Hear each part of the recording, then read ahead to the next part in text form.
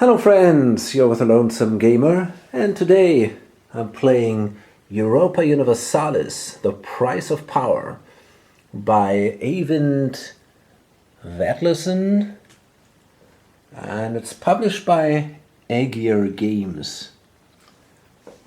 And we have here the deluxe edition. Now, sadly, the box came a little bit damaged, which is a shame if you have a deluxe edition, but okay. This is maybe not the best timing to do this. Callendale is also just doing a video about that, a full playthrough of the main campaign. And I know a lot of you also watch his channel, so why watch this stuff twice? But the thing is, I'm just so excited about this game, you know, and I'm right into it now, and I feel kind of comfortable with the rules. I have a lot of energy now for this, so I really think I want to do that. I'm not sure if I can still do this in a couple of months or so, right? I'm playing right now, and if I would not do a video of this now, I would simply play this game now for a while, and then that would also mean I could not do any videos at all, because this will block my table space. It needs a lot of table space. So therefore, I decided, to do a playthrough, basically parallel to Callendale's playthrough, and Okay, so let me set up the game. Okay, so I managed to set up the game, and it really took me a long time, and this is pretty much as big as I can go in this room. A couple of years ago, about 2 years ago, I was still in my large room, and I could, I had tons of space there, and it was no problem at all.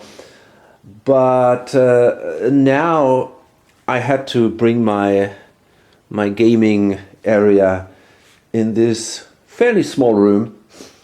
So this is it. I think I cannot play any bigger game here. It's going to be very hard. I mean, it might be an option, but yeah, whatever. So I want to make this kind of an intro video, just show you what we got here and give you a bit of an overview over the rules, so that you got some impression. And then we're going to start playing probably in the next video, and I'm also going to go into more details about the rules when we're then are playing. Okay, so first let me quickly show you. We have here all the books. So this is a rule book, about 50 pages.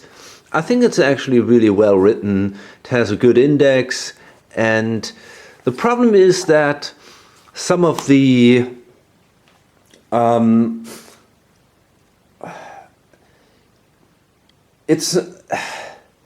different points, they are not all at the same.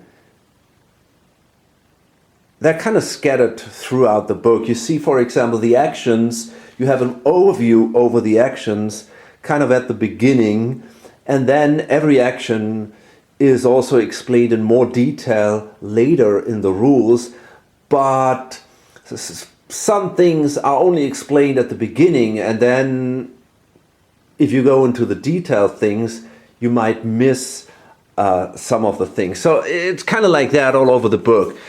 So this is a bit tricky. You often have to look up in 2 or 3 spaces if you're actually looking for something. Then we have also solo and bot rules, and the bots are excellent. We have different tables. This is a peace resolution table, and on the other side is a battle table, and they all come in these fancy flowcharts. I like flowcharts, so I'm totally okay with that. We have a big player aid here that shows you Well, on this side you have your round summary, you got the basic actions, and also again this doesn't really cover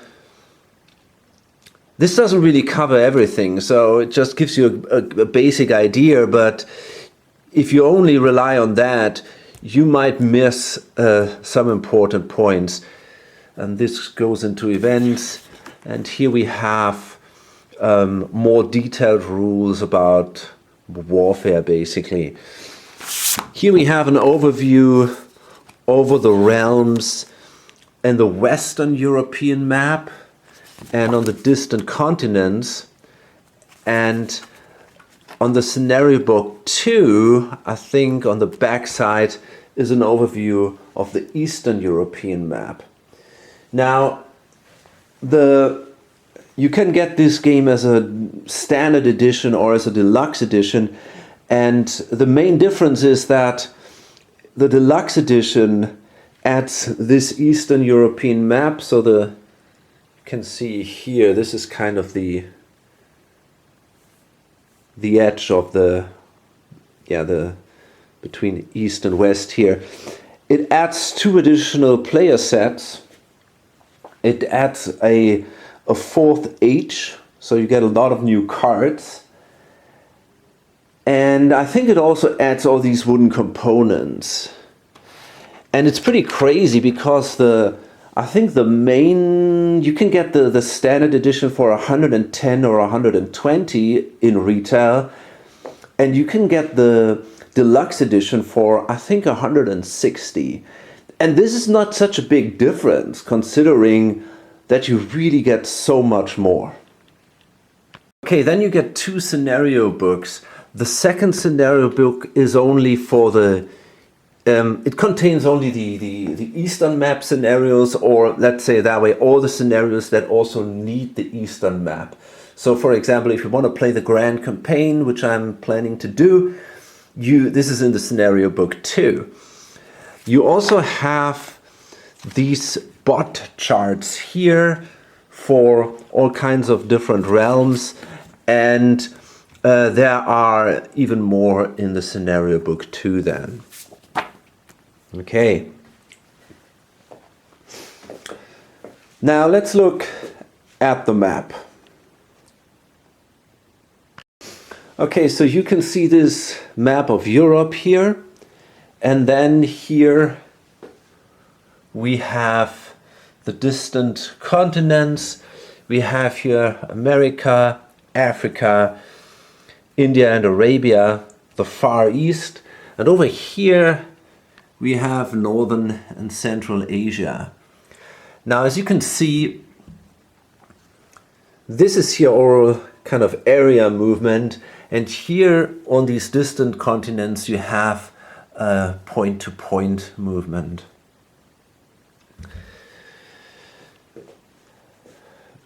We have here 6 powers in the Grand Campaign that struggle for dominance.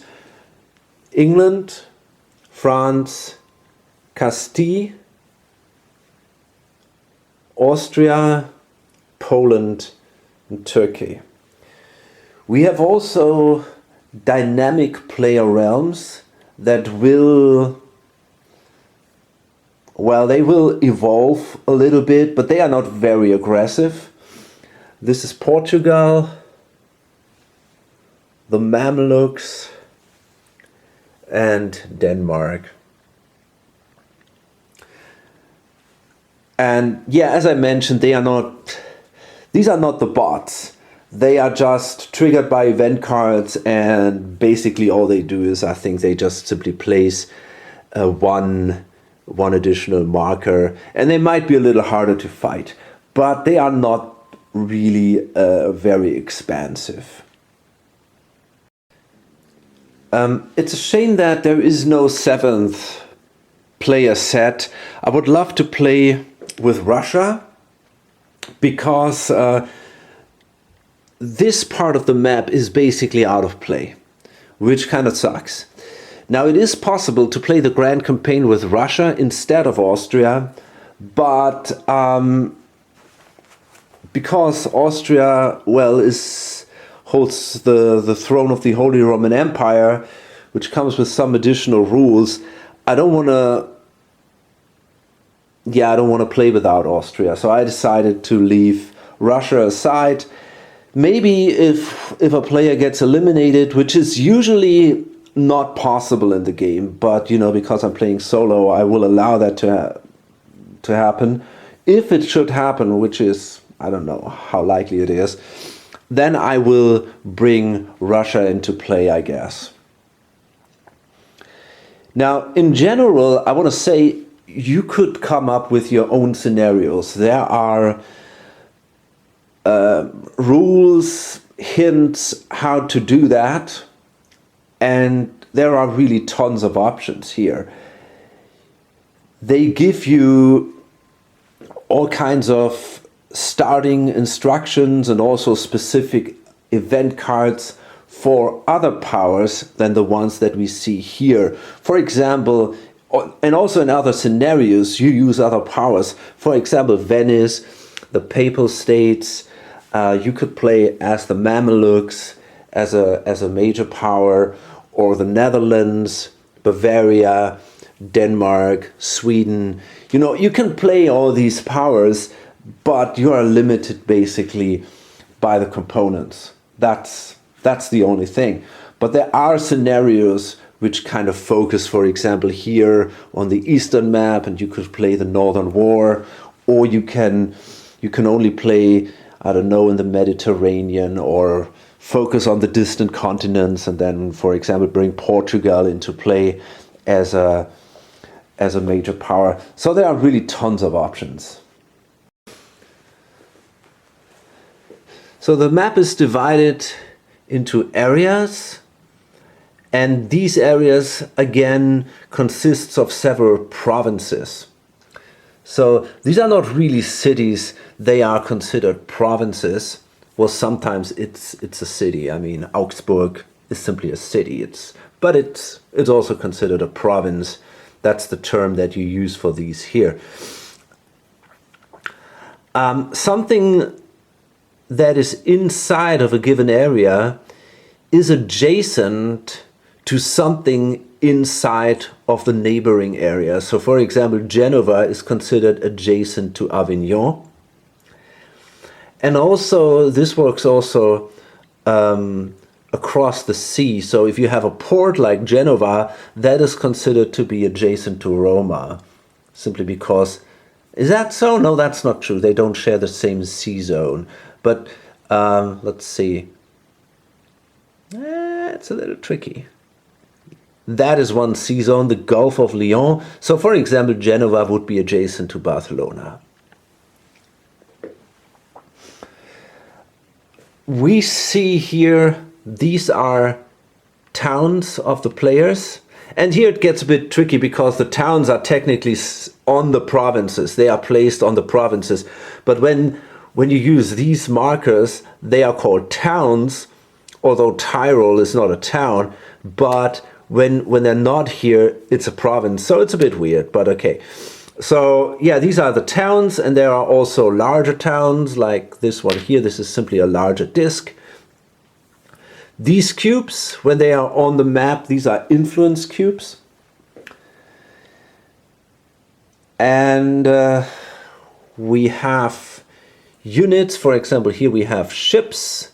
These are considered to be light ships. We'll get into this a little later. These are merchants.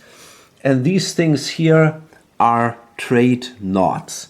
So you can see them all over the map here. And they can be also on land, for example, here. And this represents the hubs where the trade of the time happened. And if you do trading actions, you want to be connected to these trade knots, because then you get a better chance to make profit out of these. I didn't mention how the European map is connected to the distant realms. You can see here these letters. So this here, A, we can see that here. So there's basically a connection between this sea zone and that C zone here. Then we got B and C. But we also have, for example, these arrows down here, and that says to Timbuktu. So, and then we go to the Africa map, and we can see here to southern Morocco, and here is Timbuktu. So yeah, there's a connection. There are land connections to the distant realms, but of course also connections via sea. And the distant realms can also be connected between each other. For example, this indicates here an H. So if you want to cross the Pacific, you will end up then here, for example, right? So you can do kind of a circumnavigation and stuff like that. So let's have a look at the player mats. So every power has one of these, and you can already see here. Did I mess up here? Maybe I'm gonna check that.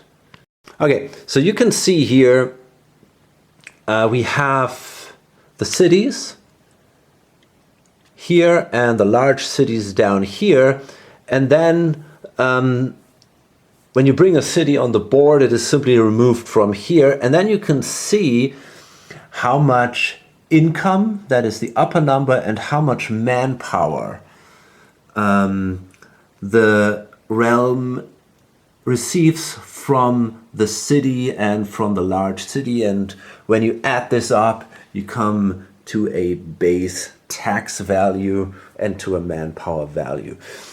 Now, you also can have vassals, and these are these cardstock markers here, and you can also remove them.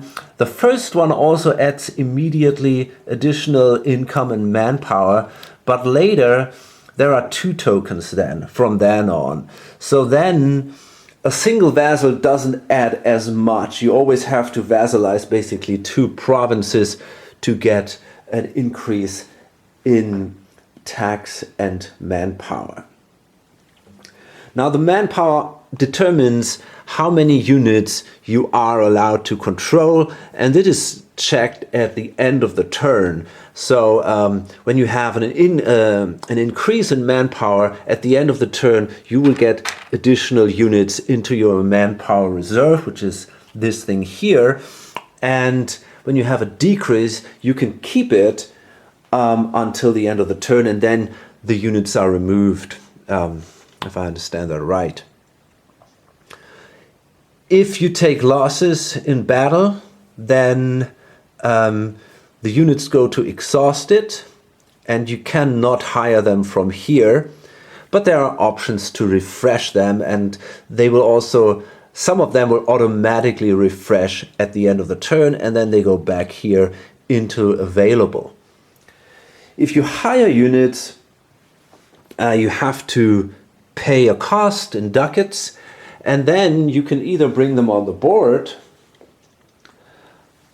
directly, and when they are on the board, they are always infantry units, or you can bring them into your army.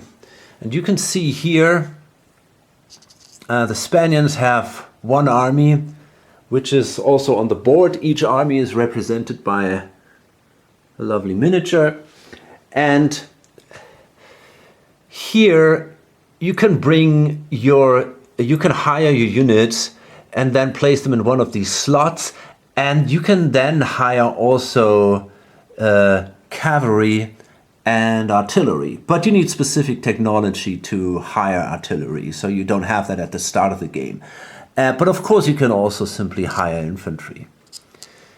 Cav and artillery is obviously more expensive than just infantry. Ships work in a similar way, but you don't have a reserve.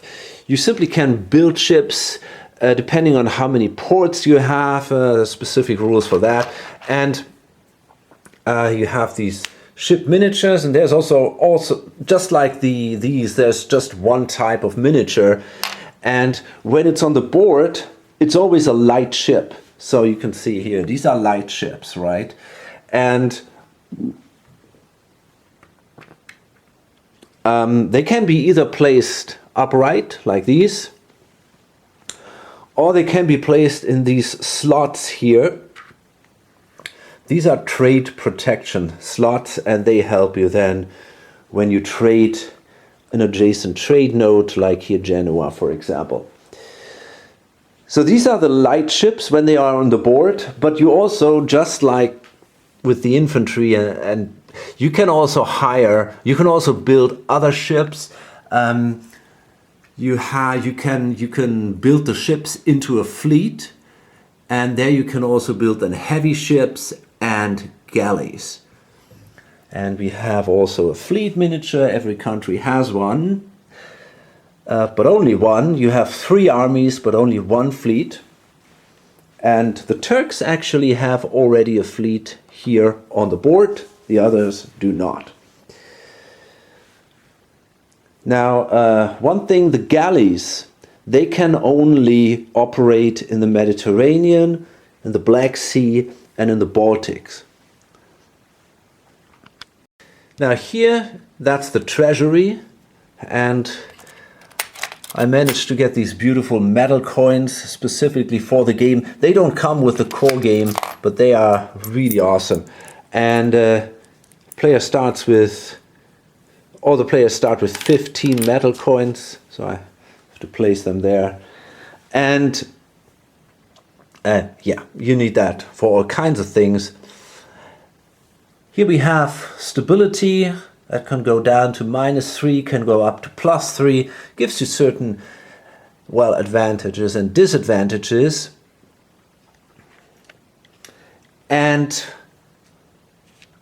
finally we got these cubes in these different slots here, and there should be only 3 cubes here. Every country starts with 3 cubes in each slot.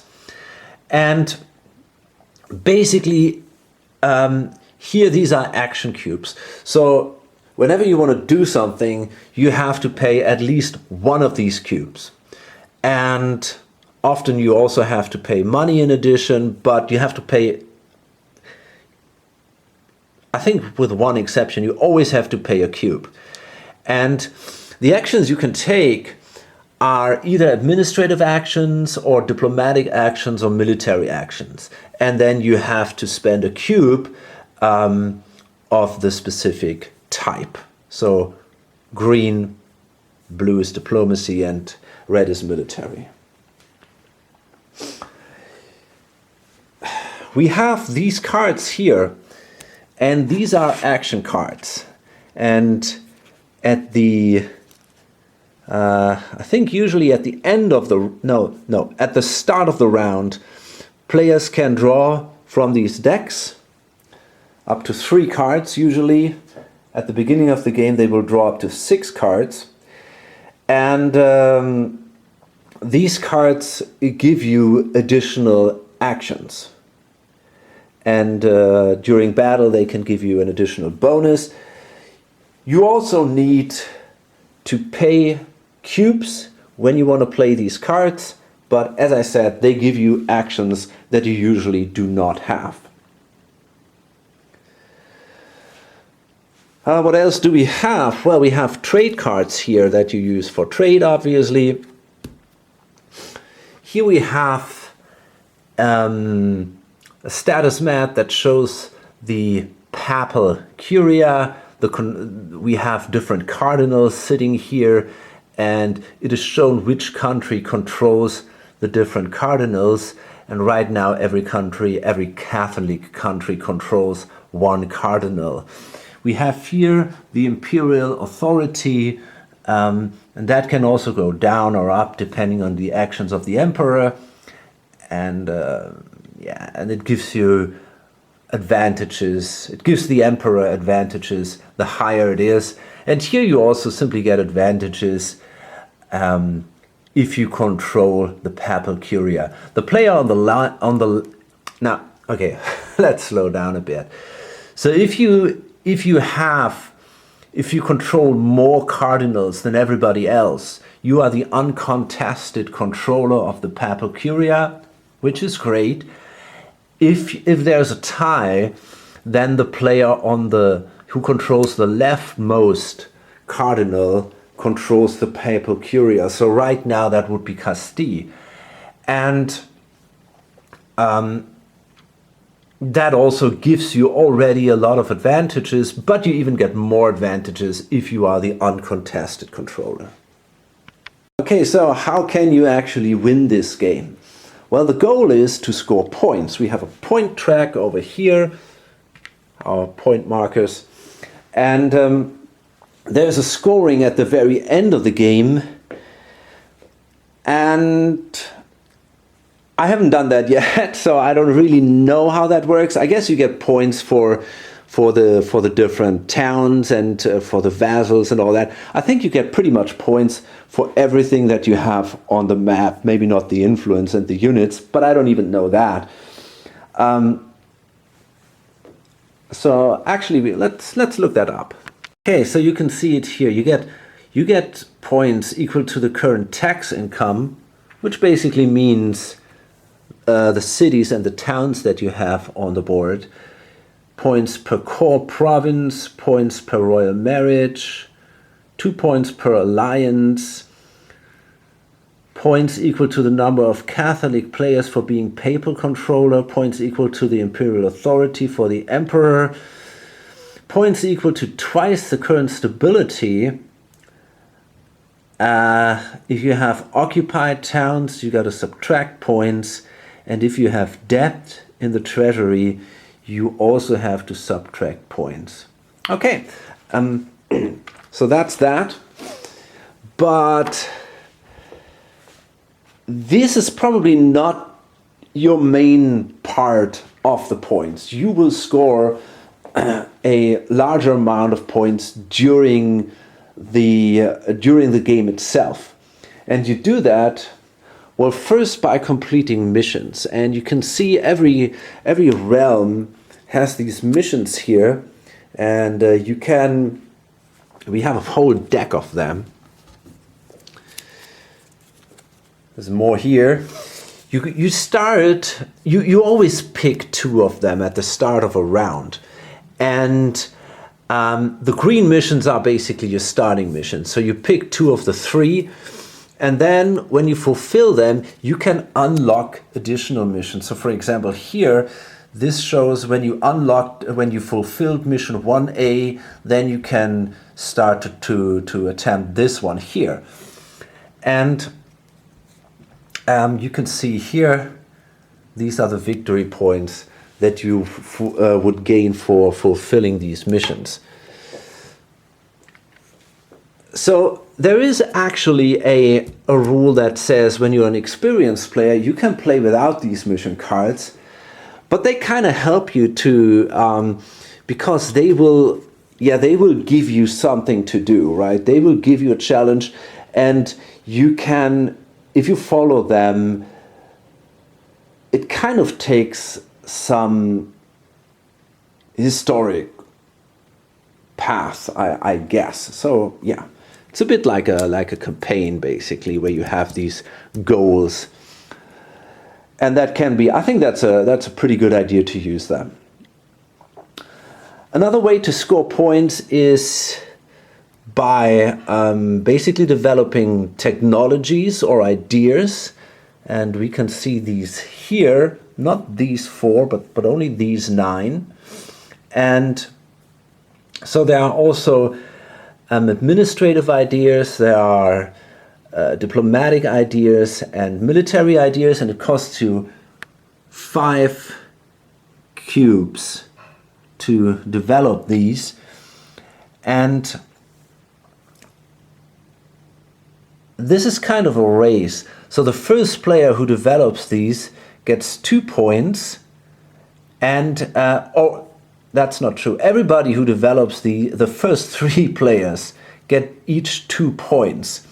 But the first player gets an additional point when the second player develops it.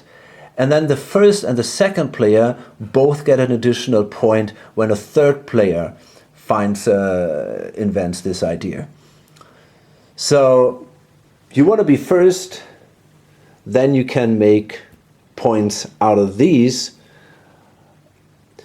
After the third player, nobody gets point, but you still get the advantage from the idea. Now the green ideas, these are basic ideas that every game starts with, and these are then randomized and come into the game randomly. These are milestones, and these are now milestones of H1, and you can see there are also, this is a political milestone, military milestone, administrative milestone, and this is an economic milestone. And these are also randomized at the start of the game, and we have only 4 in this age. And again, the first 3 players to achieve one of these milestones, they will score points. You can see here 5, 3, or 1 point. So I think these are basically the main ways to score points. You also score points at the end of every turn where you are the uncontested controller of the papal curia. So that is an additional one. And but I think this is the main way to score points. Sometimes also from event cards and all, but okay. So let's talk about the flow of the game. And so the game is divided into 4 ages. And every age, again, is divided into 4 rounds. And during a round, players take turns. Basically, they take actions. And that simply happens in player order, in seeding order, and that is always the same. So we start with the Turks, French, Spain, England, Austria, Poland. And the first player can change. At the beginning of the game it's the Turks, but the seeding order is always the same. Now the players can do all kinds of actions. I already mentioned they're going to have to spend a cube when they want to do that. But they have to do one action once per round. Every player has to do one action exactly once per round. And this is, they have to pick an event. There will always be 3 open events. That's not quite true. But at the start, there will be 3 open events. And once per round, a player has to pick one of these events, and then there will be a new event placed there. So the next player has then the option to pick that. Now, if 4 players have picked an event, then the end of turn, that's not true too, god damn it. When you have picked an event, this is marked here. So you go then here, and that indicates that you picked an event. And then, and only then, you are allowed to pass. So then if you want to do that, because let's say you don't want to do anything else, or you simply don't have any more cubes left and you cannot do any actions anymore, you're gonna have to pass. So then your marker is placed here, and it comes with advantages when you pass early. But then you cannot come back into the game for this round. So when you passed, you passed. But nobody can declare war on you once you passed. But if you are already in war, players can still attack you. Now when 4 players pass, then the end of the round is triggered. And then there are obviously 2 players remaining, and they get the option to do one action of their choice.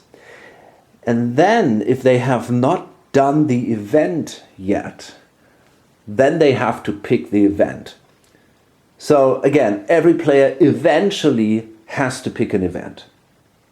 And when all the 6 players have picked the event and passed, the round ends.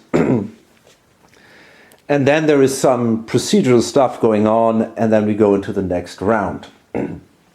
Now, the event decks of the different eras are pre-constructed. As I mentioned, there are 4 rounds per era.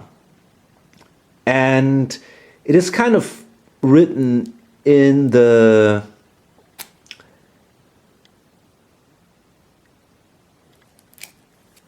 scenario book which event cards have to be in the first 2 rounds of an era and which event cards can be in the second half of the era.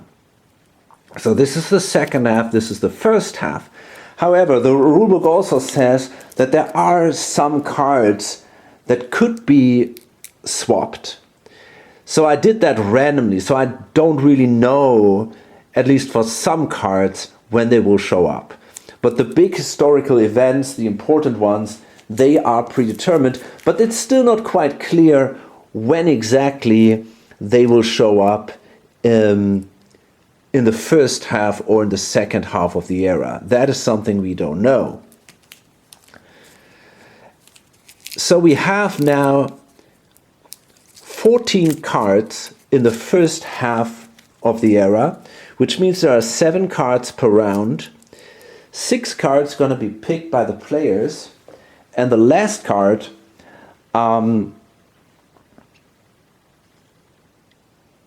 there the event will not be triggered. Only some additional effects will be automatically triggered.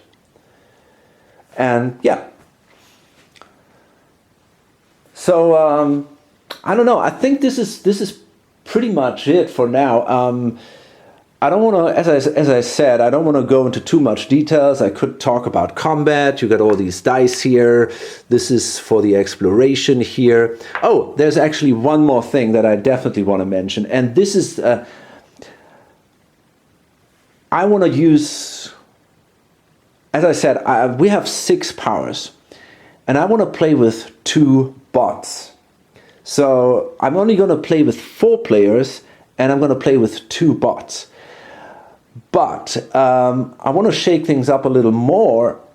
I want to change, or I want to randomly determine which player is played by a bot at the beginning of every age. So that means that the 2 bots will change throughout the ages. I thought that could be fun. Now I already determined it for the first age because you have to set up things a little bit different. As you can see here, we have in the first age, England and Austria are played by a bot. And as you can see, it's a little bit different here. You have you don't have the cubes down here like here, but you have the cubes here. These are the bot power cubes. And here basically for every action you simply spend a cube, and it's not differentiated like here. You also have a manpower reserve and an army. You don't have an extra special army sheet like this one. And it's not like exhausted and available. You don't have a treasury. So things are a little bit different here.